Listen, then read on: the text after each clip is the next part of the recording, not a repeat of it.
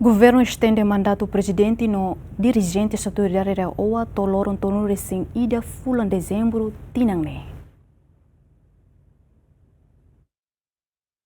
Lihusi reunião Conselho Ministro Extraordinário sábado, governo aprova projeto resolução ida, deve apresentar o primeiro-ministro Cairala Sanana Guzmão, onde estende mandato o presidente no dirigente autoridade da região administrativa especial Ekuxambe no Carraewa, tolorong tonu recém ida fulan dezembro tinang Rio Roron recém lima. Porta-voz governo Aderi Tugu Hateten durante mandato fulan tolu, atual presidente autoridade Raewa, atudo prestação serviço nebedia, liu resolve problema sira hanesan estrada rural no urbana sira. Ini ya mandato itu que estende to 31 dezembro, maka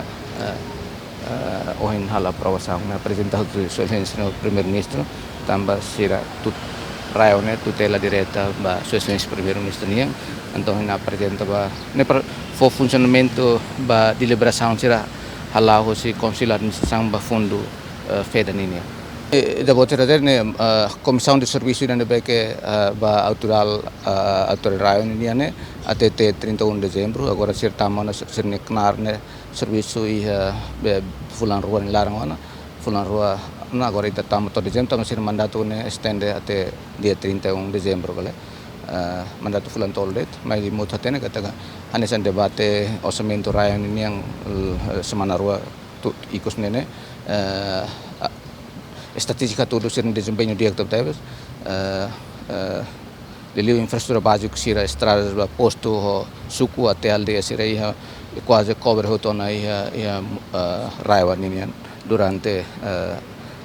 governação raiwa ia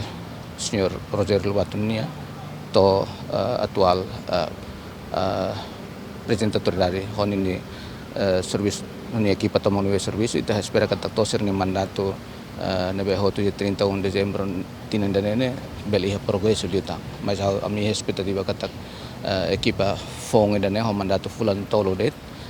mai be itabel hari kata sira ni desempenho dia top teves. No governo constitucional dihusi resolução governo número tolu recém hitu bararing roron recém lima e lorong ron recém valu fulan agosto tinangne nomea Regio da Cruz Salo ba presidente autoridade região administrativa especial Ekuxambe o di troca Rogério Lobato ba mandato fulan tolu nomeação ba Regio da Cruz Salo ne baseia ba artigo san recém hitu sanu recém hitu a no san recém sia usi lei número tolu bararing rosan recém hat lorong san recém valu fulan junho ne be cria região administrativa especial Ekuxambe no estabelece zona especial economia social mercado nian. Agustín da Costa, Simão Ximenes, GMN.